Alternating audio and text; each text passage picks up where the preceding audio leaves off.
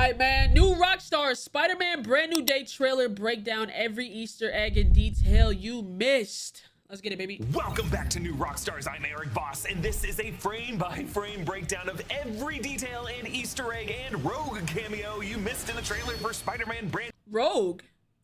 New Day, a movie coming July 31st, 2026, the fourth Tom Holland Spider-Man movie following Spider-Man No Way Home. I seriously found so many details in this trailer just by taking a full day to go through it super slowly again and again and give myself time to collect all my thoughts on how it all makes sense. So in this video, I'm gonna go through this trailer shot by shot to explain all the stuff that you might have missed. The trailer opens with this stunning shot of Peter Parker sitting on the underside. Bro, the edits that's been coming from this is crazy. I ain't gonna lie. Of a steel construction beam with his feet pointed upward toward the sky and the cityscape of New York City behind him. It's a classic trippy Spider-Man pose that we saw in an early scene with Miles Morales and Gwen Stacy in the animated Spider-Man Across the Spider-Verse. It's just a visually gorgeous way of showing Spider-Man's emotional disassociation from a society that doesn't really know him or understand him, using his adhesive bonding to surfaces and what must require attentive concentration just to feel like you're dangling over an abyss that would take you into the stratosphere, while you force the city you feel duty-bound to protect to stay behind you. Yet those skyscrapers are kind of making the shape of teeth clenching down on you. While the first three Tom Holland Spider-Man movies were directed by John Watts, this fourth one is being directed by Destin Daniel Cretton, who directed Shang-Chi for Marvel Studios. And before taking on this project, he was going to direct a fifth Avengers movie when it was still going. Oh, he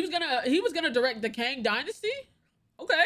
To be the Kang Dynasty. So this director, known for dazzling visuals, strong emotional beats, and great stunt directing, is really proving he understands the assignment. For Peter to be this high up, taller than most of the tallest skyscrapers we can see in the shot, he must be on some new, even taller high-rise that's in the process of being constructed. Could this be the new extensions of the former Avengers Tower that are now maybe now part of Val's Watchtower, as we saw it in Thunderbolts? Could it be an even newer skyscraper like Oscorp Tower? Wherever this is, this lonely place is where Peter goes to watch his Instagram reel from Ned, who's posting with MJ about their first day at MIT. In the previous film, 2021 Spider-Man No Way Home, Peter Parker, after having been publicly outed as Spider-Man in a posthumous video by Mysterio, faced legal and public scrutiny that, along with him landing some star legal counsel for Matt Murdock, did face the consequences of in light of it. Yeah.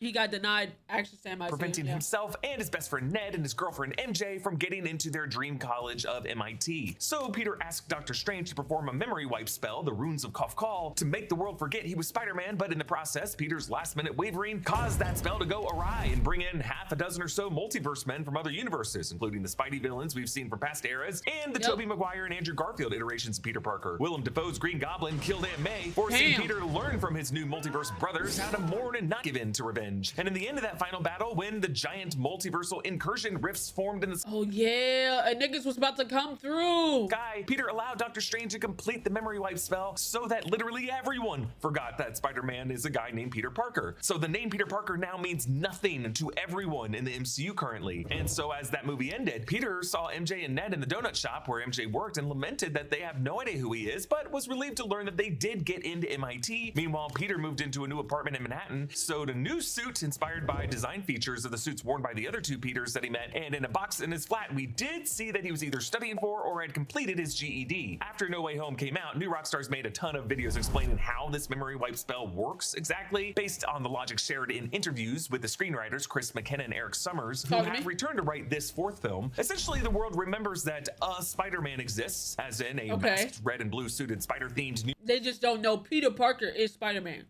and nobody knows who Peter Parker is.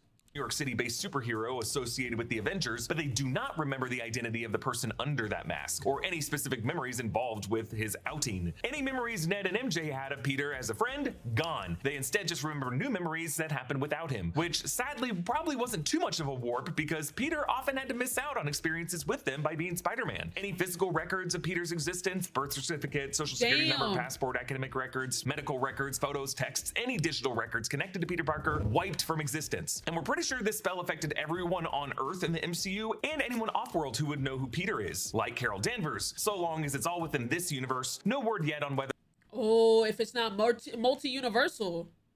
If it's multi-universal. Doctor Strange's spell affected people who know Peter in other universes, like the multiverse men Peter interacted with in No Way Home after they went back to their home universes. Some questions remained as to whether the memory wipe spell affected buried subconscious dual identities. The Hulk. Bruce Banner doesn't know who he is, but the Hulk might. Okay, we're cooking. Like that of the Hulk? It's a valid question because Bruce Banner is in this movie. I did cover this question in this video. We don't know if the memory wipe spell hit Bruce when he was in his smart Hulk form or sometime after he reverted to his human form temporarily after starting to wear that inhibitor bracelet that he had in the Shang-Chi post-credit scene in the beginning of She-Hulk before it broke in the car crash that he continues to wear in this. Yeah, he's wearing it. He was wearing it. Somebody pointed that out. He was wearing it in the trailer. Smart Hulk does have the same mind and memories as the human Bruce Banner, but does Green Savage Hulk remember Peter? That's a pretty hard case to make because Peter didn't join the Avengers until Civil War, and at that point, Hulk/Bruce was off-world on Sakaar. True. Hulk never came back out to meet Peter. Hulk was lost after this by Thanos, and he never came back out, and he only had Smart Hulk. Thor Ragnarok. So maybe not. I don't know. Confirmed that when Hulk was at the wheel, Bruce Banner suffered a complete memory blackout, and likely vice versa, right? So when Bruce returned to Earth in Infinity War, he actually didn't interact at all with Spider-Man when he helped save Tony in the Central Park fight. Savage Hulk and Peter never really hung out. It was only after that point, back at Avengers Compound, when Hulk learned that there was an Ant-Man and a Spider-Man, and probably got briefed on the kid. And then years later, of course, Smart Hulk and Peter were both at Tony Stark's funeral. So even if Savage Hulk were to ever come back, I don't know if it would be possible for him to ever have any stored memory that Spider-Man equals Peter Parker, regardless of Doctor Strange's spell. Okay. But there is some precedent in the comics that after a memory wipe spell that makes everyone forget that Peter is Spider-Man, Hulk tells Peter that Hulk still remembers. Hulk is also the only one who remembers Sentry after a spell erased Sentry from memory. But based on Peter's GED prep book, him now having a social media account where he's clearly Instagram friends with Ned to be able to see this reel like this, Peter must have taken some steps to reestablish some personnel records and a digital footprint. Otherwise, he wouldn't be able to lease an apartment or hold a job to be able to afford a smartphone. And not just any smartphone, folks. This is a Galaxy Z Flip 7 that runs you about $1,099. So you need some Ned money. says in the reel that this is he and MJ's first day at MIT, though according to the official synopsis, 4 years have passed since the events of No Way Home. Wait, if 4 years had passed and they got in right after, they would probably be in year 3, right? Because they had to go through the whole summer. Right after they got out of school, they would have to go through the whole summer. Yeah, I think like year 3 or Home, and Peter is now an adult living entirely alone, having voluntarily erased himself from the lives and memories of those he loves. Crime fighting in a New York that no longer knows his name, he's devoted himself entirely to protecting his city, a full-time Spider-Man. But as the demands on What the fuck was that? no longer knows his name, he's devoted himself entirely to protecting his city, a full-time Spider. Who the fuck is bro? When I watched the trailer, I did not see this nigga. Who is this nigga? Boomerang. Okay. Spider-Man, but as the demands on him intensify, the pressure sparks a surprising. Bro, what do y'all think about this? I saw 2 different theories. The theory I saw, and the theory I believe, with his rebirth shit, it feels like he might be turning into Man Spider, low key. Man Spider is like more of a spider. They actually look like a spider. With the black eyes, I was thinking, what if he's turning into Man Spider? But then also, like, I don't know what it could be. Him getting organic webs is crazy, though. I'm not gonna lie. Like, it worked better for him, though, because he's a broke college student. So he can make the stuff, but he would constantly need a supply. I don't know. Also, I saw something that said a piece of the symbiote was left in this universe. It wasn't fully destroyed. And I said, oh shit, it wasn't. So niggas don't know what's going on, but this physical evolution that threatens his.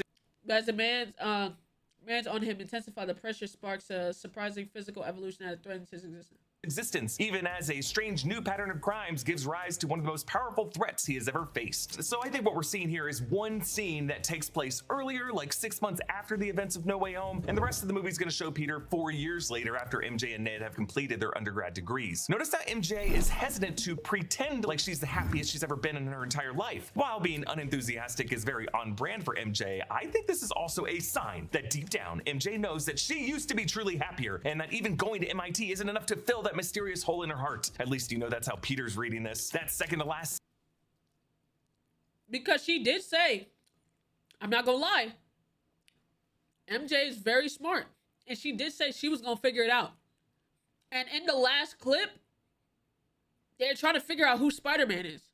Scene in No Way Home featured Zendaya giving off the slightest expression to indicate some deja vu that the official screenplay called, quote, a lingering sense of recognition. That plus MJ continues to wear the broken Black Dahlia necklace that Peter got for her in Spider-Man Far From Home in Venice, a necklace that she continues to wear in this film. So I'm telling you guys, we all learned this in Eternal Sunshine of the Spotless Mind. Love surpasses memory. MJ's gonna meet Peter in Montauk. Her heart will go on, and I gotta stop. But you can see that Peter is wearing his new suit here with the new silver web shooters on the wrists. Pay close attention to those web shooters throughout this trailer because Peter doesn't always need them to shoot webs. This is the suit Peter used a sewing machine to craft at the end of No Way Home, and the screenplay for that film explicitly describes it as, quote, a blue and red suit, new for him, but reminiscent of the suits he's seen before. Yes, the screenwriters deliberately stated that Peter designed this suit to look like Tobey and Andrew's suits. You can really see that with the raised webbing on the red fabric, something we haven't really seen since the Sam Raimi, Tobey era, and a specific shade of blue recalling the Mark Webb, Andrew Garfield era, and the way that that suit fits Tom Holland with a certain looseness that allows the air to ripple through it just results in a natural fit that really made Andrew Garfield's suit one of the best looking ever on film. This suit has a new chest logo to represent this new brand new day era. Gone is the squat techie spider from the Home trilogy representing Peter's hardwired collab with Tony Stark. Now we have this long-limbed spider with thick clawed legs.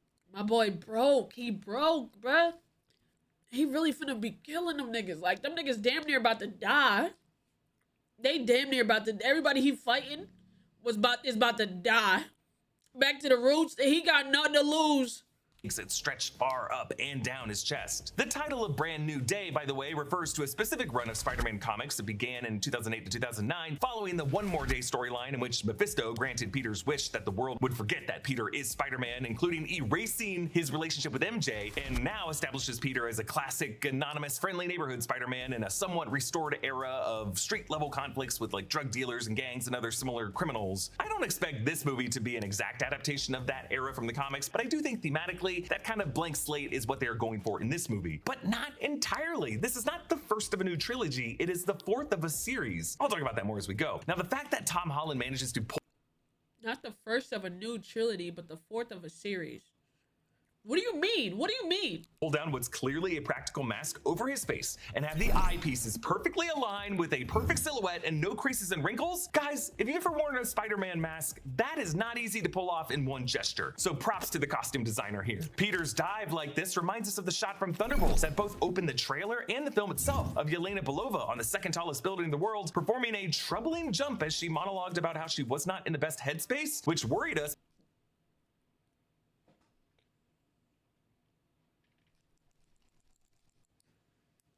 Ooh. I feel like, oh, he's gonna start taking some risk. She was doing risky shit too. That mental, they do that. It's a play on it. I didn't even realize.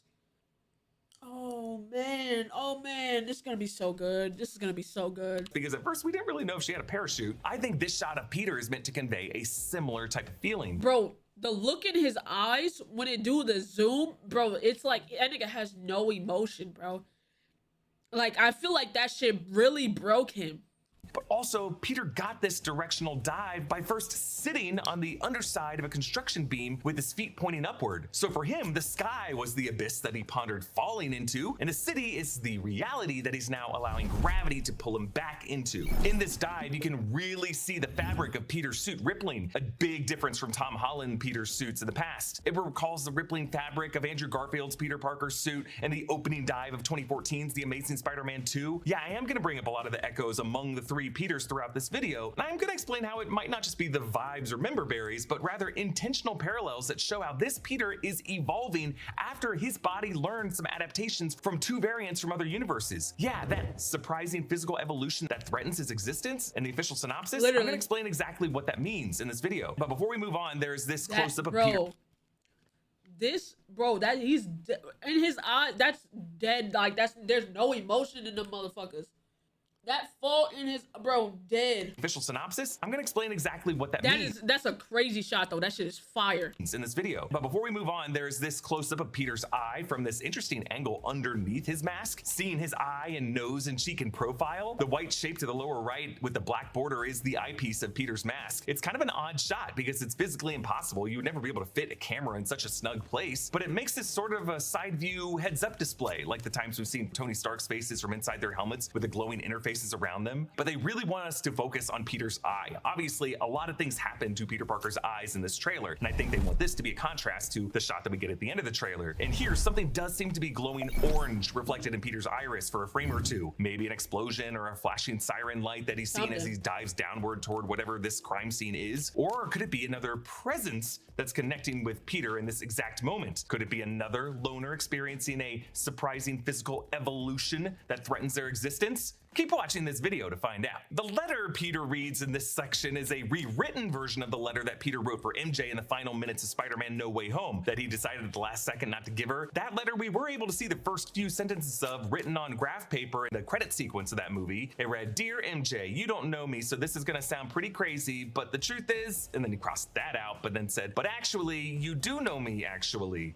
Oof, a double use of the word actually in one sentence, clearly a STEM major. But this revised letter, I zoomed and enhanced on this folded piece of paper, and here's the full heartbreaking text. "Hi, my name is Peter Parker, and you don't remember me, but I have something to tell you that's going to sound crazy. But it's the truth, and I know you're going to believe me because you're very good at telling when I'm lying. We used to know each other. We were together, but something bad was going to happen to the world, and the only way to stop it was to make everyone forget me, including you, because I'm not just Peter Parker, I'm Spider-Man, and sometimes Spider-Man has to do the hard thing, even if it breaks Peter Parker's heart." Maybe oh my God.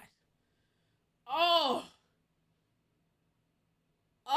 my God. My boy. I'm about to shed a tear for my nigga, bro. For 4 years he's been alone. My dog. Damn. All this while grieving over Tony and his aunt. Not just over Tony and his aunt. Both the parent-like figures he had in his life are gone. Jeez Louise, bro. I'll never read this to you. Maybe I'm just writing this for me. Maybe that's my responsibility, to live alone with the truth. But the truth is, I love you. And I hope deep down something inside you remembers you love me too. Damn. Maybe this is a letter he's planning on slipping to MJ now that he's apparently— Look though. This last clip where they was like friendly neighborhood, they're trying to find out who Spider-Man is. You see the pictures. He's apparently crashing our housewarming party, or really just something he's writing for his own therapeutic benefit. But he is bringing some faded looking flowers that he picked up from this bodega. We do later see MJ vase those crappy looking flowers, so maybe deep down she does love him. Peter here sees Ned walking in, completely oblivious to him. I appreciate the sign of no credit given behind Peter's head. He truly is given no credit for the sacrifice he made to help get MJ and Ned into his dream school of MIT. Let's also not forget that No Way Home revealed that Ned is a freaking sorcerer, folks. He has some innate wizard powers that allowed him to open a sling ring without any of the practice or training that Stephen Strange had to go through. Peter washes his suit in a washing machine in his building. We're reminded of Tobey Maguire Peter Parker in Spider-Man 2 in the laundromat and how all of his clothes ended up getting stained. Yeah. But I don't see a dryer here. Maybe this building just expects all the tenants to air dry their clothes. But I guess if Peter were to try drying his suit, it would shrink or stain a lot of the other clothes. But also remember, the last time we saw Michael Mando Scorpion in the MCU, he threatened to do this to Peter. You know, take a picture, slice his throat, put his head in the dryer. Maybe Peter's just afraid of dryers. Now, to be clear, this is not an in-unit washer. No way any apartment that Peter Parker would rent would have one, even if he does have a very expensive smartphone. This is a shared laundry machine in its building. There are some rumors that Peter is going to meet some blonde-haired neighbor in this laundry room in this movie. That could be Kieran Shipka as Gwen Stacy, but I don't know if Where you hear them rumors from?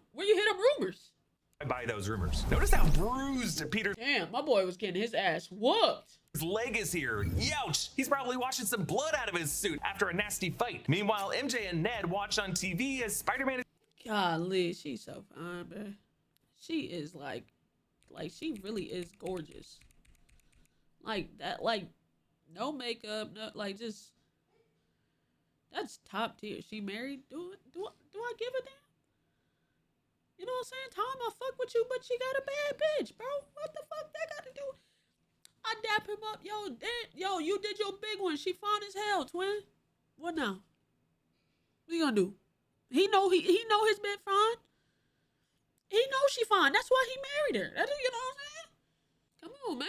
You did your big one. She fine as hell. Spider-Man is given a key to the city, so this movie is confirmed to take place after the events of Daredevil Born Again Season 2. And I have to watch that. I have to watch that.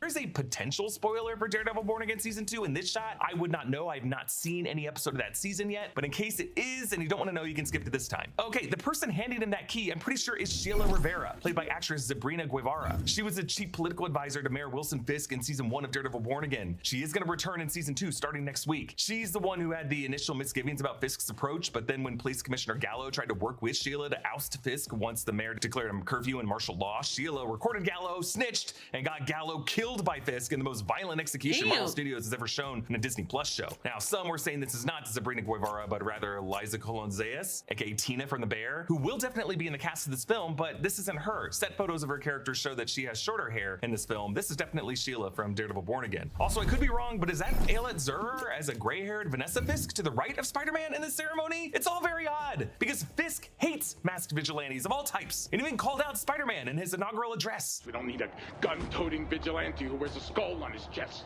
or a Punisher. man who dresses in a spider outfit. Spider-Man. So for his advisor Sheila to be handing Spider-Man the key to the city, it must mean that Daredevil Born Again Season 2 is going to feature some status quo shift in which Fisk is either no longer mayor, hey, maybe scarily in an even higher office now, and Sheila is either the interim mayor, or maybe Vanessa is, or maybe both of them are just forced into this weird position of having to make peace with certain said, God, he bald as shit. Okay. heroes. I don't know. But MJ and Ned are watching this broadcast because, as we'll see later in this trailer, these natural eggheads are trying to piece together who Spider-Man is. Peter runs across a rooftop, pulling down his mask and leaping into action, leading that little spin tough to what might be a different scene where a heavily armored tank unloads some high caliber artillery at him and is not at all concerned over how this is affecting nearby office buildings. It's not really easy to see here, but Peter's swinging as he chases this tank down is all practical swinging. Onlooker set videos from the Glasgow area show that that was that footage. Tough.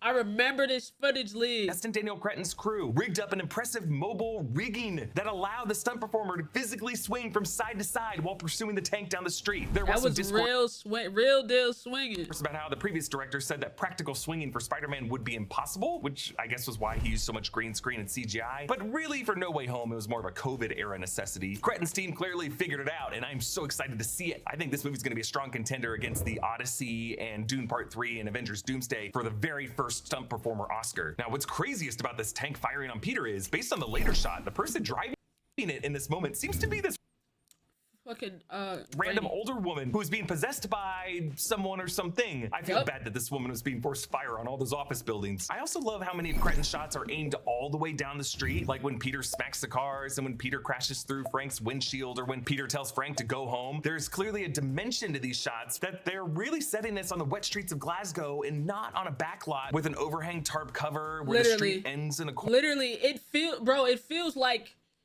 actual city streets. It feel like this don't feel like the city to me. Like there's like they cut off a lot of the city. This looks like the city. Streets of Glasgow and not on a backlot with an overhang tarp cover where the street ends in a corner to block your eye line. Like, I don't mind seeing that in a TV series, but on a $200 million movie, it can feel a little too economical. Peter gets sideswiped by the battle van driven by Punisher Frank Castle. John Bernthal returns in this movie after last appearing in Daredevil Born Again Season 1 when he helped Matt Murdock and Karen Page fight Kingpin's anti-vigilante task force and got caught and caged in one of Fisk's kennels and then broke out in the season's post-credit scene. Punisher may also appear in Daredevil Born Again season 2, but we don't yet know he will appear in an R-rated Marvel one-shot on Disney Plus at some point this year. The comedic timing of this shot recalls a similar shot where Andrew Garfield's Spider-Man gets sideswiped by an NYPD truck in The Amazing Spider-Man 2. There's also a similar shot of Tom Holland's Peter Parker in Berlin getting sideswiped by a bullet train. All of these are really an homage to the iconic Buster Keaton stunt of how he just kind of exits quickly out of frame. But a really fun detail that's easy to miss here, when Peter gets swiped by the van, after that van clears the shot, you can see that Peter's head was positioned directly in front of a no loitering sign. Shouldn't have loitered, Peter. But why didn't Peter's spidey sense detect the approaching battle van? Does Frank drive that fast? Did the voice of Frank's ghost son screaming, "Get him, Daddy!" distract Peter? Or, as Peter's body is changing, is there just something off about his spidey sense, aka his arachno frequency? Or does Frank's threat have a psychic shielding from Sadie Sink's character? You'll see on Frank's dashboard there are some pliers, a walkie, a police scanner, and a bunch of unpaid parking tickets. No way he's ever gonna pay those. His windshield has little windows through which he can fire his guns at people he's driving directly toward. Incredible. And apparently Spider-Man and Frank know each other. Presumably they met sometime over the past 4 years being vigilantes in New York City. I don't need to know how they met. I just gotta love said, go home, Frank. A lived-in Marvel world where every hero in New York kind of knows each other already. The fact that Frank is chasing the tank, Frank the Tank, at odds with Peter who's trying to stop it, it might tell us that Frank is helping Sadie Sink's character use this tank to escape from where she is. And it seems like Peter has in the past already tried to muzzle Frank's shotguns with his webbing, because now Frank knows this is going to be non-lethal as he just pulls a trigger and turns Peter's own webbing into like an indestructible beanbag that would send him flying. But now Peter uses the lamppost to slingshot him back through Frank's windshield, taking Frank with him, and then censors Frank's profanity that he loves to hit us with on streaming shows and muzzles him with a "go home." But Frank doesn't have a home, Peter. They took everything from him. He does seem to be sharing wherever he was crashing in Daredevil Born in season 1 with Matt Murdock and Jessica Jones to form their hideout in season 2 though. Peter attends a party where MJ and Ned are in attendance and notices MJ put in a vase of flowers that he got for her at the bodega. But now Peter sees this other guy flirt.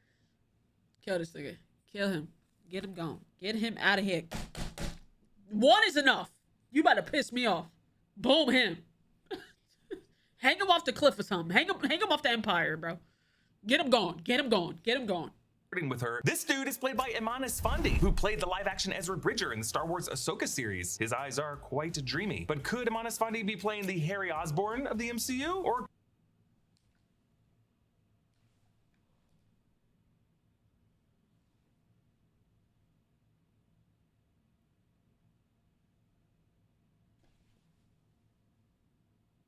could he? Could he? Hold on. could he be the Paul Raven figure? You know, the one from 2022 who time dilated with MJ? Hate that guy. And to keep the rumor alive, I am obligated to point out this blonde-haired partygoer who presumably lives in this apartment building. Doesn't look like Kieran Shipka to me, but we are all on Spider-Gwen watch. All right, Peter collapses in his apartment, sweaty and worse for wear. The way the camera follows him as he tips over reminds me of Sam Raimi's shot of Tobey Maguire Peter Parker collapsing in his bedroom after being bitten by the spider on the field trip in the first 2002 film. Indeed, what is happening to Peter here? Well, the editing of this segment suggests that after passing out inside, Peter wakes up sometime later outside, mostly naked in a web cocoon. The webbing tears away and Peter tries to thwip his web shooters, but he's not wearing mechanical web shooters, at least not here. Yet we still hear a kind of misfire thwip sound effect. He has to be getting organic webs. He has to be. They're forming it like he just ran out of webbing. Like he used all of it for the cocoon. That's how that's how they're forming it. Oh God. Did Peter in this moment know he wasn't wearing web shooters? Did he know? At this point, is he already used to like the organic shit? The earlier shot of him reading the letter suggested that he often wears web shooters even when he's not suited up because you never know when you'll need them. But when Peter falls here, he does desperately point his empty wrist upward and Man Spider. we hear another thwip sound effect. If now mind you, he doesn't have the web shooters on.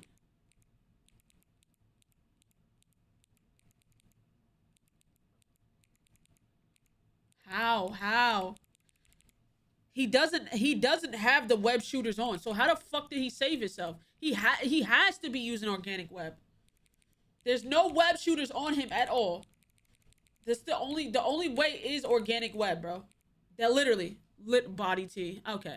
Another thwip sound effect, and his body jerks as if something is hoisting him up, but when I went through the shot frame by frame, you do not see any webbing coming out of his wrist. Maybe they just didn't add in the CGI of it yet, or maybe the thwip sound that we hear in this clip is a misdirect and someone else is actually catching. What if somebody called him? What if it's like, cause the Gwen? There might be a Gwen. This is a lot. This is a lot. It's a lot to take in. Peter here, like the Punisher, Sadie Sink's character, or Matt Murdock. Either way, the implication of all of this is that Peter in this movie will start to produce organic webbing. Yes, the same kind of organic webbing from the body that Tobey Maguire Peter Parker produced in the Sam Raimi era. So traditionally in the comics, of course, Peter Parker's webs do not come from his body, they are mechanical. But the whole idea of organic webbing actually came from James Cameron, who in the 1990s wrote a 45-page scriptment, kind of like an expanded treatment that was almost like a script, for a Spider-Man movie that would have starred Leonardo DiCaprio and included some elements of Spider-Man being a freakish monster from the amazing fantasy tradition. But when James Cameron left the project and Columbia Pictures hired David Koepp to write the script, Koepp kept many of the elements from James Cameron's version, including the organic webbing. Many fans who didn't grow up reading Spider-Man comics just assumed that this is how it always was, because to them it was a little inconsistent that Spider-Man would have all these other abilities associated with spiders but not organic webbing. The whole idea of organic webbing was introduced in meta contexts among the three Peters in No Way Home on the scaffolding, and shortly after by America Chavez in Multiverse of Madness, who asked Dr. Strange and Wong if Spider-Man shot webs out of his butt. I'm gonna assume the least gross option here and say that Peter's new organic webbing in this movie comes out of his wrists. So what is happening to Peter in this movie? I think this movie is saying that Peter's evolution is an adaptation that's being triggered by his new environmental conditions. This movie is clearly not simply moving on and forgetting the events of No Way Home, it's building on them. For the first time, Peter's anomalistic physiology was exposed to variants with different survival traits. Peter connected to his two And he has to evolve. He has to evolve. brothers via the arachnofrequency, the magical spidey sense that links all Spider-Man variants together in the web of life and destiny. Maybe this cosmic web knows that the incursions of Doomsday and Secret Wars are coming.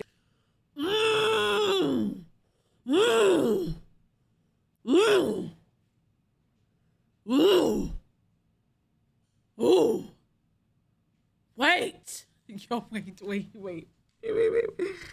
Oh, he's fucking cooking, because that makes sense. He has to evolve to get ready for these.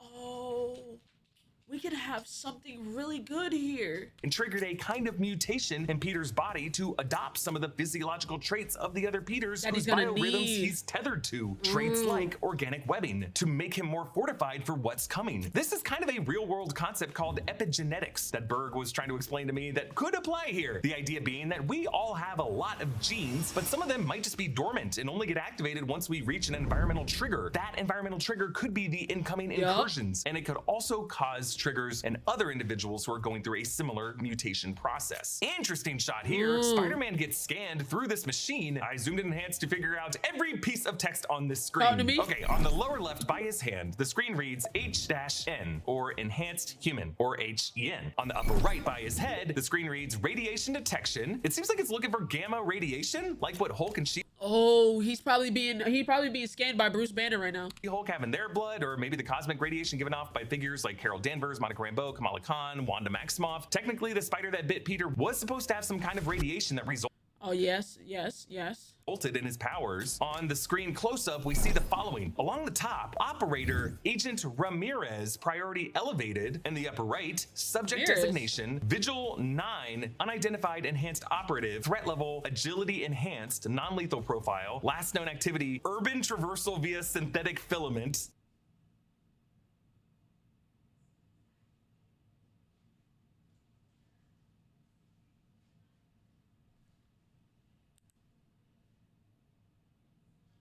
Enhanced, non-lethal profile, last known activity, urban traversal via synthetic filament.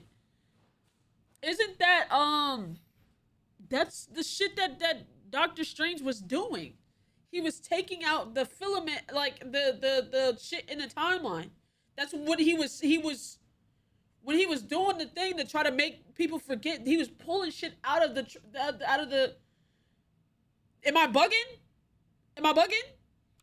Or is this talking about his webbing and shit? synthetic filament, love it. This is just their word for thwippin'. And visual lock, acquired, confidence 92%. And then beneath that, there's a rundown of Peter's abilities and their classes, whatever that means. Superior strength, beneath that, muscle fiber density, 12,500 PSI tensile strength, which is a lot. And I don't think that's talking about his webbing, that's talking about just like his muscles. Enhanced class B, superior agility, neural response time, 0.02 seconds, reflexive overdrive class C, and then under heightened senses, you can see ocular enhancement, 360-degree peripheral awareness, augmented class A, and then under enhanced perception, ocular enhancement, and then something else peripheral awareness, and then also augmented class A. And at the bottom of the screen, it reads device model neurooptics. So two things this could be. One, it could be a scanner invented by Bruce Banner, a Banner scanner, using the kind of gamma radiation reading tech that he used in the 2012 Avengers film, now being used to identify enhanced individuals in an academic setting at Empire State University. Or, what I think it really is, a mutant scanner used by the DODC, or whatever authority organization Tremel Tillman's character represents in this movie. Agent Ramirez suggests that it's not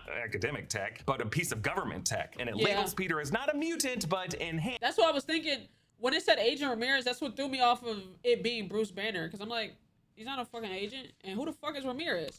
Which was the same code word for mutant that Marvel Studios had to use in 2015's Avengers Age of Ultron. I think Peter might be detained here, or is allowing himself to get scanned to operate in some transparency with this government authority to try to show them that he is an ally. All of these abilities are things that Peter has had since he became Spider-Man. Not shown here are any of the freaky new traits that he's developing in this movie. Then in a lecture hall, Peter approaches Bruce Banner. Yes, Mark Ruffalo is appearing in this film, last seen in 2022's She-Hulk series. Some were asking about the piece of tech he's wearing on his hand, and yep, I guess you guys didn't watch She-Hulk or remember the Shang-Chi post-credit scene. Bruce wears this on his arm to inhibit his gamma-irradiated blood in order to keep him in this human form instead of his smart Hulk form. The device got ruptured in the car crash in the She-Hulk episode, the one that led to his cousin Jennifer getting her powers, but Bruce has apparently repaired it. Peter wears an ESU sweatshirt. This is for Empire State University, the fictional Manhattan Ivy League college that Peter Parker attends in the comics, and it's so he didn't go to MIT with them. Okay. where he meets Gwen Stacy. Peter not getting into MIT, but getting into Empire State, hey, not a bad trade-off for someone who just got his GED. But for Peter, Bruce Banner represents a former co-Avenger that he last saw at Tony Stark's funeral and fought alongside in the Battle of Earth. Dr. Bruce Banner's face was also in a photo hanging in his Midtown High School classroom wall. But of course, Bruce Banner in this form does not remember Peter due to the memory wipe spell. On the screen behind Bruce, a large green-colored screen, you can see Banner was lecturing about something called lattice quantum chronodynamics, or lattice QCD. So QCD refers to the theory in physics that describes a strong nuclear force that binds quarks together to form the protons and neutrons, really holds together the nuclei of atoms. Since this force is difficult to calculate, in 1974, physicist Kenneth Wilson devised lattice QCD, which involves using supercomputer simulations to map the universe onto a four-dimensional grid where the charges of quarks and gluons that hold the quarks together are designated by colors. I assume you got none of that. But maybe Banner is trying to study ways to invert the gamma radiation in his blood. I don't think it's gonna work. I think either the physical adaptations affecting all the enhanced people in this movie, understand. or We do maybe not. Sadie Sink's character burrowing into Bruce's subconscious is gonna reactivate the green Savage Hulk form once more,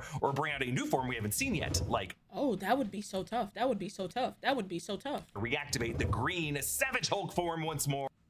That would be so tough. That would be tough. Cause I ain't gonna lie, we need this one.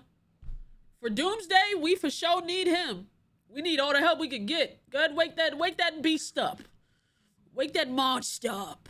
Or bring out a new form we haven't seen yet, like Grey Hulk. We see a Whoa. single drop of water in a bucket causing Peter's heightened senses to freak out more than they should. I'm reminded of Tobey Maguire, Peter Parker's Spidey sense in the 2002 film, hyper-focusing on a spitball and a fly when Flash was about to punch him. Again, all the connections we're seeing to Tobey and Andrew, I think is just the arachno frequency echoing in his mind as his body is adapting to catch up to those two brothers. We see Peter in his apartment with all of his equipment, reacting to his organic webbing, covering every surface. This is probably after he woke up outside. Then Bruce Banner drops the big M word here. If your DNA is mutating. There it is! Boom, you looking for this?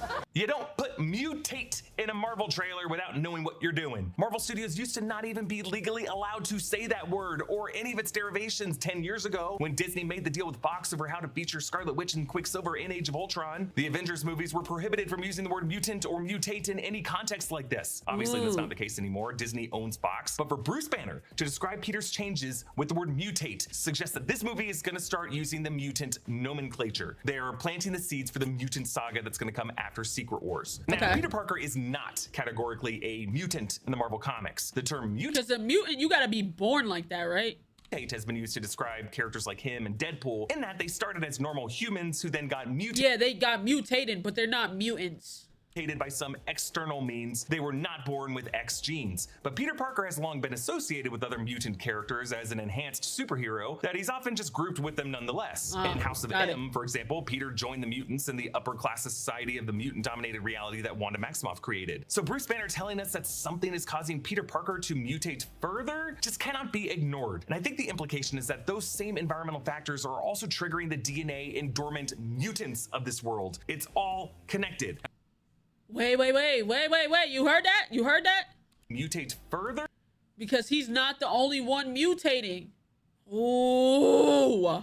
Just cannot be ignored. And I think the implication is that those same environmental factors are also triggering the DNA in dormant mutants of this world. It's all connected. Now, before we move on, we see one shot of Peter on a rooftop webbing off screen and slingshotting himself. This is one shot where he really does not have visible web shooters. I don't even see bumps. Those webs are coming out of his wrists, folks. Here, Peter visits the grave of Aunt May, the same grave that he and Happy Hogan visited together in one of the final scenes of Spider-Man No Way Home. Similar to the shot in that scene, the flowers cover May's birth year, leaving only 2024 visible as her death year, because that's when Spider-Man No Way Home took place. In that film, that was kind of a callback to Tony Stark in Civil War, finding Aunt May surprisingly attractive and kind of hard to place an age on. But here behind the wilted flowers, it does kind of look like the birth year is 1964, which, not to be impolite to the wonderful Marissa Tomei, but her birth year was 1964. Over this section, we hear someone narrating, "Spiders have 3 life cycles. When between cycles, it can leave the spider vulnerable to threats. And for those spiders who make it through, it amounts to a kind of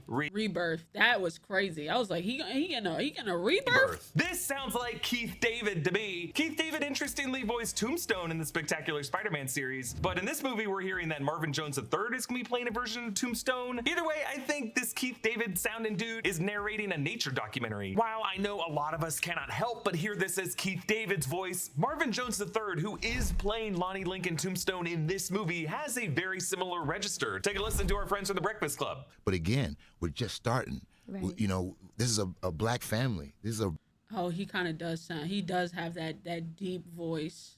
black stories and black experiences, you know. When between cycles, it can Nah, that definitely, like, he has a good voice, but like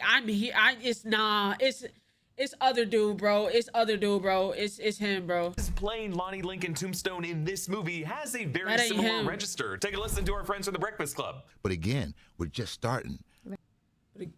You know, this is a black family. These are black stories and black experiences, you know. when between cycles. Because the other dude, I can't think of his name, but he has a way he speaks. He spoke like that in ATL. He spoke like that in every movie. He has it's not even a very unique voice. It's a very unique way he speaks. It's Keith, bro. It's not this new guy, bro. They have the same tone, but it's the way he, like, it's just the way he talks, bro. It can leave the spider vulnerable to threats. The closed captioning of this trailer calls whoever the speaker is narrator. Also, did you notice this little audio glitch on the phrase vulnerable to threats? Vulnerable to threats. Now, I'm sorry to do this, but if you've ever taken any biology or entomology class or just been to a freaking zoo, no, spiders do not have 3 life cycles. They are not insects. They are another division of invertebrates known as arthropods. They only have 2 segments, and they don't have larval, pupal, and adult stages the way insects do. You can't say that like egg and then baby spider and big spider are 3 stages. No, spiders hatch out of eggs looking like small versions of their adult bodies, and they just molt as they get larger, like other arthropods do. Similarly, crabs and lobsters do not have 3 life cycles. Also, you would not call them 3 life cycles, you'd call them stages. And B, spiders do not gestate in web cocoons like moths and caterpillars do. True. So is this narrator stupid? Are the screenwriters biting off more they can chew? Maybe, or maybe Keith David, or whoever this is not actually referring to life science here. It could be some voice of some Web of Life and Destiny figure who's only referring to Spider-Man variants connected to this arachno frequency. And this is not the language of scientists we're hearing here, but rather someone referring to only the cosmic biorhythms of Peter and his variants. Or could it just be Norman Osborn, who's kind of waxing poetic about how Spider-Man operate? In this section, we see a windowless containment facility that's holding the captive that I'm pretty sure is Sadie Sink's character. We see her bound to a chair in a faux office dormitory with elevating paneling and what look like some dangerous frequency emitting devices surrounding it. In this room, you can see a bed, a desk, bookshelving, speakers, and roller skates. Now, there was one idea at some point that Sadie Sink could be playing Carly Cooper, who participates in roller derby, part of the Brand New Day era of the comics. But rather, I think this is just a facility that this young woman has been held captive within since she was a young girl. She's obviously extremely powerful, the powerful threat that was mentioned in the official synopsis. Now, the edit makes it seem like it's the clenching of her fists that causes this explosion outside, but I think that's just a trailer editing. Still, I do think this is the outside of the same facility that she's inside of. It's definitely maximum security based on the reinforced bars in the building to the right, the armored vehicle beneath that wall on the right, and some armed soldiers to the left. We also see some medical personnel, like someone in medical scrubs and someone else in a white lab coat. Also, someone in a hazmat suit. Yeah, this is some shady government research facility where they do human testing. I'm thinking anybody who's not like some type of worker is in a, like, anybody who's not a nurse or a doctor or in a hazmat or they're wearing a suit. Yeah, some government shit for sure. Some East Coast DODC or some other anti-mutant agency led up by Tremel Tillman's character. This is where I think Spider-Man allowed to get scanned and where Sadie Sink's character is being imprisoned. But now this explosion tears a huge hole through the wall. I think the tank drove through it. Well, I think what happened is Sadie Sink's character's abilities allowed her to hop her consciousness into other bodies, take possession of those bodies, and lily pad person to person until someone she could puppet was able to hijack this armored tank and smash it into this facility. I think the tank that Peter and Frank were chasing was her consciousness puppeting a human to bring that tank to this location, crash into it, and then so she could get free. Oh, that's tough. Because that is the same tank. That is actually same tank. And allow her physical body to escape. I'm guessing with the help of Frank Castle, because it's clearly inside of this facility where the tank has crashed when Peter opens the hatch, where now we see the consciousness jumping out. It hops from this sweet older lady to one of the armed soldiers, then up to the higher level to this dude. And I love how this shot uses red lights in frame to draw our eye to each body that the consciousness is hopping to. Like with the soldier to the right, we see a red light on the scope, and then as we go up, there's a red light on the higher level by the door. Also, I don't know what to make to this, but when the consciousness is shifting from the woman to the soldier, there is someone running behind these soldiers who might have been part of that chain, or might just be someone else fleeing from this facility. But here we see Tremel Tillman's character in his office talking to Spider-Man, calling this threat something, quote, we can't even see. The closed captioning names his character as Bill. Now, there are some rumors that his character would be William Metzger, or Bill Metzger, who in the Marvel Comics is a lesser-known anti-mutant activist who runs a propaganda publication. Personally, I think that that's really a production code name for the character's real name, Bill Stryker. Yeah, I think Tremel Tillman's gonna be the MCU's William Stryker, the human government's authority who's hunting and detaining mutants like Sadie Sink. Oh, okay, that makes sense. That makes sense. Character. Then we see this figure in a green coat and a hood raising their arms in Peter's apartment. Yeah, that's what I was like. I was like, who the fuck is in Peter's apartment? Sink's character. Then we see this figure. I was like, yeah, when I saw this screen, I was like, oh, this is deadass Peter's apartment. In a green. Is this before the webs, though? It looks like there's still a little bit of webbing in here. Like he didn't get it all or something. So is this after he started having the evolution or before? Coat and a hood raising their arms in Peter's apartment. Yeah, that's all of his same stuff in the shot of the organic webbing everywhere earlier. Hey, and by the way, one of our commenters on our Tuesday live stream wondered if that orange shirt hanging on the right could be the shirt that Peter wore in the Netherlands when Happy Hogan found him in Far From Home. Tell me something only you would know. Yeah, remember we went to Germany? You pay-per-viewed a video in your room? They didn't list the titles, but I could tell by the price it was an adult film at the front desk. But we know this hooded figure is definitely Sadie Sink. How do we know that? Well, in some set photos, like one shared by Unboxed PA. Oh, that's the fit she was wearing. HD, Sadie Sink was seen wearing the same outfit. A heavily Okay. That make baggy hood. Damn. Green jacket and a similar jumpsuit with a specific hoodie underneath it. Specifically, we also saw yellowish cargo pants and boots, and we see those same boots in the containment cell where she's locked up on the left of it. At this point, most of us believe that Sadie Sink is playing Jean Grey in this movie. I know there are other possibilities, characters with more of an established relationship with Peter Parker in the history of Marvel media, but here's the deal, folks. Sadie Sink has also been confirmed to return as her character in Avengers Secret Wars.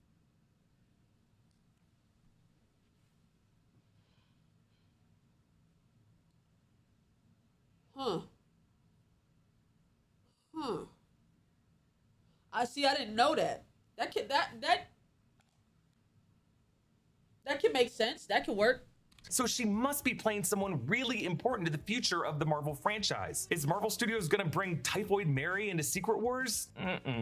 And looking at this trailer, there are just only so many well-known Marvel A-listers with this specific kind of power set. The power to shift one's consciousness into others and take possession of their bodies. That kind of mind control represents advanced level, arguably Omega level psionic abilities that we've only seen from people like Charles Xavier, Jean Grey, and I suppose others like Shadow King Amal Farouk. And very few enhanced folks have telekinetic powers so explosive that they would need to be kept in a cell like this. And yes, Jean Grey's powers are ones that you cannot always see. The cosmic phoenix force that empowers Jean, especially at a younger age, doesn't always manifest on the visual spectrum. In another video, I did my best to rationalize why Marvel Studios would introduce a foundational mutant like Jean Grey right now. I get it, it's a big, kind of weird move. Why? Yeah, I never, I don't know, it never made sense to me why they would put Jean Grey in, but like, I'm not upset with it at all. Like, that'd be tough. But like, nobody ever like gave me like a valid reason on why they would do that. Would they do it in this movie before everything gets blown up in Doomsday and Secret Literally. Wars? When Jean Grey would need to be on the same footing as other new incoming mutants like Scott Summers, Hank McCoy, or Aurora Monroe in the X-Men film that's probably gonna come in 2028. Well, in that video, I did come up what I think is a solid explanation for how it might actually be the smartest move to introduce Jean right now, so that they can overpower her into the Phoenix in Secret Wars.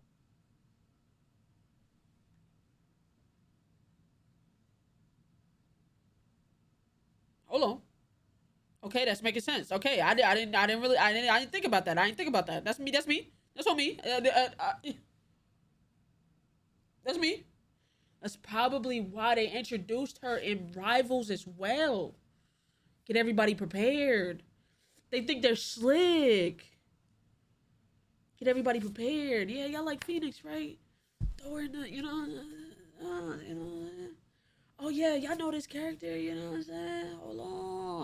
Deplete that star power in that movie, and then revert her to her better Marvel Girl Jean form for X-Men, so that they could leave the Phoenix as part of her blacked out forgotten past, and avoid having to drag Sadie Sink through the same Dark Phoenix saga storyline that Fox made the mistake of doing twice with Famke Janssen and Sophie Turner. So, by applying the epigenetics theory, Jean Grey could be the mutant zero of the 616 universe. Someone who's been confined by the government for several years if she was a little girl with roller skates in that cell, who, due to her unique Phoenix Force link, had her dormant X gene awoken early by the incoming incursions to mutate and prepare her for the coming conflict, and Jean's awakening could trigger the mutations in others in this reality, including the physiological changes in Peter Parker, and maybe a reversion to Savage Hulk for Bruce Banner, or...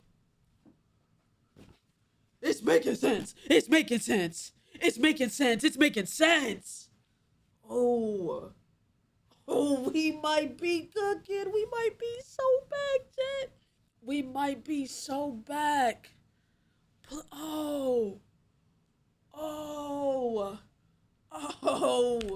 including the physiological changes in Peter Parker, and maybe a reversion to Savage Hulk for Bruce Banner, or the emergence of the Grey Hulk. Let me know your thoughts on this theory in the comments below, but let's move on. Okay, here we see Peter battling with other villains who are a part of the Spider-Man Rogues Gallery. First, Michael Mando returns from Spider-Man Homecoming as Matt Gargan Scorpion, whom Peter busted in an arms deal on the Staten Island ferry, getting him arrested and sent to Rikers, where he told Adrian Toomes he was gonna stuff Spider-Man's severed head in a dryer. Now he has a fully mechanized Scorpion suit, and he uses that tail to wallop Peter across the street. I wonder wonder if Mac remembers how that Toombs guy randomly started glowing in his Rikers prison cell down the cell block and transported to whatever universe Morbius is in. And yes, I forced in that segue to Morbius because New Rockstars is doing another live show on April 17th at the UCB Theater in Los Angeles, where we're going to do an abridged staged reading of Morbius from 2022. But you don't have to live in LA to watch it. There's a nifty online portal where you can watch the show wherever you live. Ticket link in the description. But notice how Max says here, Stay out of my way. yeah, he says stay out of my way. At least that's what we hear. But if you look closely, Michael Mando is saying something else. Often trailers, especially Sony trailers, like to do stuff like this. So how did Mac get out of prison? Who hooked him up with this cool gear? Someone must be bankrolling him. Now, it could be Kingpin, though unfortunately, legally, Vincent D'Onofrio's Wilson Fisk cannot appear in this movie. It could be Val and her Ox Group resources, which are going to show up in Daredevil Born Again Season 2.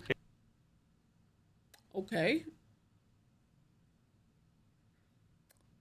Okay.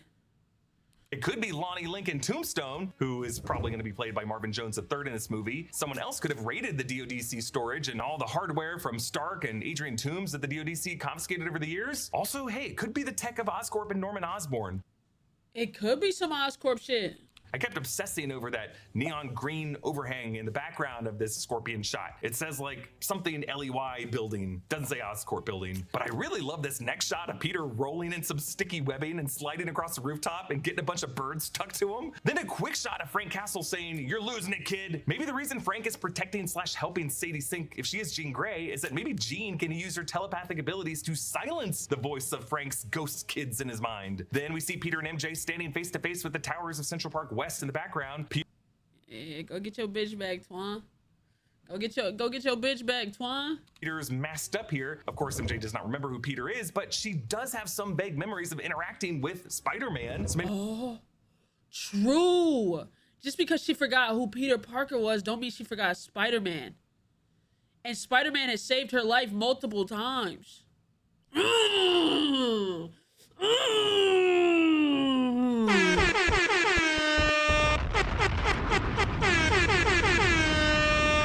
Bitch back, nigga.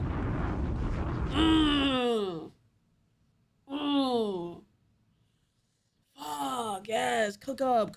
Being masked here is just one way Peter can still connect with her. Then the shot of Peter while trying to stop or redirect the tank webs a pole to use the centrifugal force to turn the tank down a street leading to Battery Park and the Staten Island Ferry. But this flings him against a bus where, sitting in a seat, wearing a New York Jets shirt, is this extra that many online are now claiming to be Rogue. Yes, the energy. I was thinking that. I was like, that's very Rogue-like, but that's mad random. Is that not random as fuck? But also, the mutants do live in this universe. They're just not mutated. And maybe it's so specific. They knew what they were doing. It's like it's not random, but it's random as hell to introduce Rogue. Sapping mutant Rogue. I don't know, guys. Bro, they knew what they was doing with the hair, though. Like, I don't think that's Rogue, but that's not like. If they're introducing Rogue like that, that's so fucking random. But if it's not, they knew what they were doing. They knew exactly what the fuck they were doing with that shot, bro. They could have chose any person with regular hair, bro. Guess they're just saying that from the hair. I would love an appearance by Rogue in this movie, and hey, if Jean Grey is gonna be in this movie, why not Rogue? But hey, this would not be how they would introduce Rogue, not in a trailer like this. Rogue would never be a Jets fan, and no offense to this extra, I just think they would cast a bigger name. Then we get 3 slow motion splash page shots that seem like they're gonna be part of either an Act 1 montage showing Peter's heroics or something else. First, we see this pose that Peter makes as he's rescuing this guy. It's an exact restaging of Amazing Fantasy number 15, the first ever comic appearance of Spider-Man from August 1962, where he's posed in this open-chested way to perfectly match Jack Kirby and Steve Ditko's cover art. In that first issue, this cover art isn't anything that we see Spider-Man do in his origin story. The green-suited guy is just meant to be kind of a generic thug who is retroactively named Steve as a nod to Steve Ditko. It's not Norman Osborn or Harry Osborn. Many have wondered if the overcast, hazy look of New York City here is a clue that this scene could be taking place on the same day as the final battle of the Thunderbolts film, when Sentry's void form went rogue and engulfed I think it wasn't as sunny that day after that, though. major parts of the city in shadow. When it did that, it temporarily exiled victims into their most shameful memories. So if Peter was part of that, maybe he would have been forced to revisit the death of Aunt May or the death of Was he a part of that?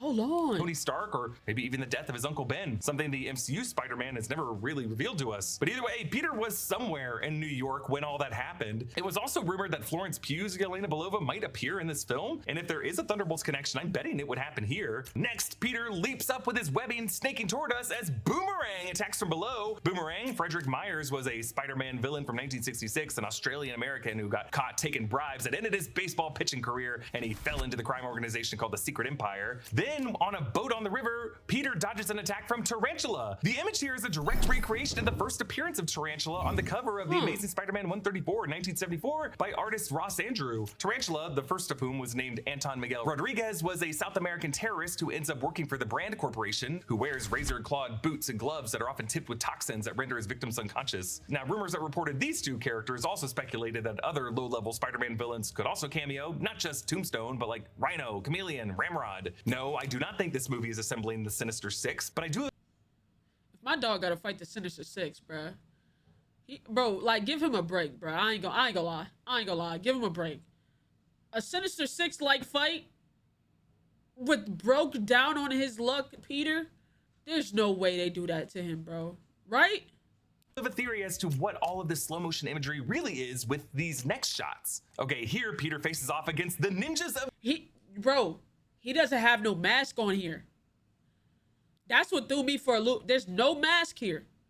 the Hand. Yes, in their Frank Miller comic accurate red suits. You remember the Hand from the Daredevil series and the Netflix era and its crossover Defenders series. It's an ancient cult of ninjas that operates as a criminal organization. But I do not know why all of these characters are in this seemingly abandoned prison. And I really don't know why Peter is not masked up, wearing his mask here, but it does seem to be late in the film because the webbing Peter emits does not come from web shooters, and its tensile strength also appears to be even more powerful than what showed up on the scanner, because the way it shatters that sword like an icicle, damn. Like, I know Justin Daniel Cretton is known for some incredible Shia-inspired imagery, but doesn't this feel like it's kind of in a simulated reality? It's just also hyper realistic and stylized than the rest of the footage. It makes me wonder if Peter's actually in some kind of Danger Room-esque training simulation for all of this, or some kind of vision that, like, honestly, what if it's not like those stories? What if it's like we're not seeing him fight those actual people, but it's just like flashbacks of him doing those fights in the city throughout the last 4 years? The slow-mo feels like it's a flashback. You know what I mean? Those slow-mo shots, it really feels like a flashback, like he's reliving those memories. Rather than him actually seeing him fight them in the movie.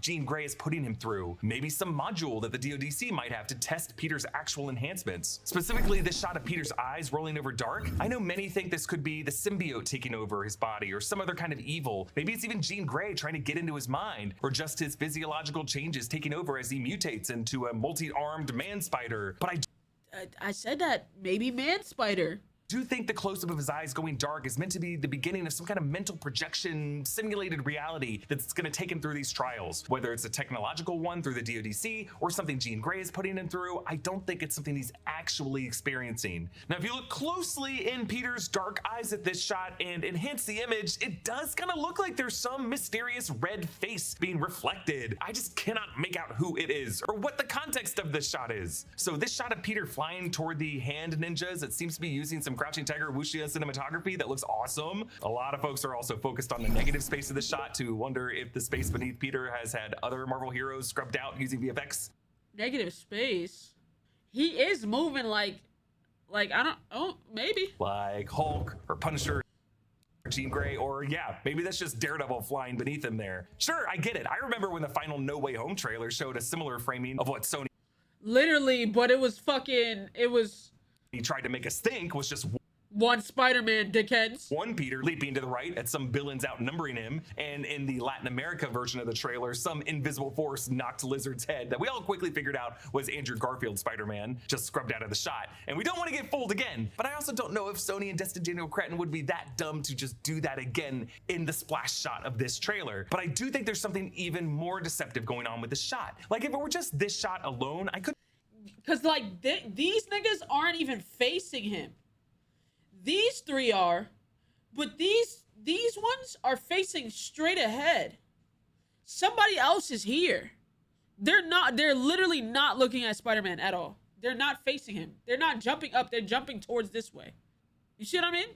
Chalk it up to being part of the montage with Boomerang and Tarantula, those shots. But with the intense looking Peter without the mask in the prison, yes, something more is going on here. Something that I think could just be in Peter's mind. We end with another scene from MJ and Ned's housewarming party. Or maybe it's just MJ's housewarming party. I don't know if she and Ned are roommates, but we do find out that Peter is living in the same building. And you can see that MJ is still wearing that broken Black Dahlia necklace that Peter got for her in Venice and Far From Home, that she continued to wear in the final scene of No Way Home to signal her ongoing love for him. And in the background, you can see a conspiratorial research wall where apparently MJ and maybe MJ and Ned are obsessively trying to figure out who Spider-Man is. I find this very sweet. The two of them were so close with Peter before the memory wipe spell that deep down there's some nagging cosmic force that's driving them to answer that question. And I really hope it's both MJ and Ned, because Peter ultimately needs both of them. And For yes, sure. MJ makes reference to the friendly neighborhood Spider-Man nickname of the Spider-Man character that Peter definitely embraced when he was just trying to keep Queens safe in Spider-Man Homecoming. I love this trailer. I love the imagery that Destin Daniel Cretton is able to bring. I love the stunts. I love the effects. I love the acting. I love what Destin Daniel Cretton is doing with this franchise. I'm so ready for this, bro. I'm so ready for this, bro. And I love what they are depriving from us. And even if I'm overthinking it and this movie has nothing to do with mutation, it does have everything to do with mutation. They use the word evolution in the official synopsis. We hear Bruce Banner, the resident scientist of the MCU, saying mutate. They're gonna plant the seeds in this movie and they're gonna do it. And I'm not gonna lie, chat. Time has been moving too. I ain't gonna lie. Time has been, nigga, it's almost April. That movie's coming fucking fast. May, June, July. Like literally it's in 3 months. Like nigga, it's right there. April, May, June, July. It's not 4 months. 4 months. Sorry, y'all. 4 months. I lied. 4 months. 4.5-ish. But you know. What's your ranking of all the Spider-Man actors, Peter Parker included?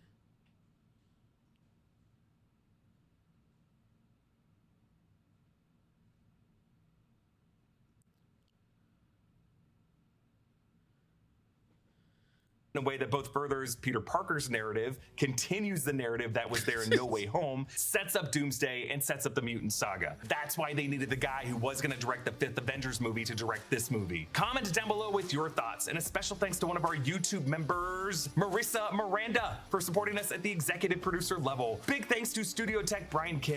I'm not gonna lie. I'm so ready for this shit, bro. Shout out New Rockstar, man.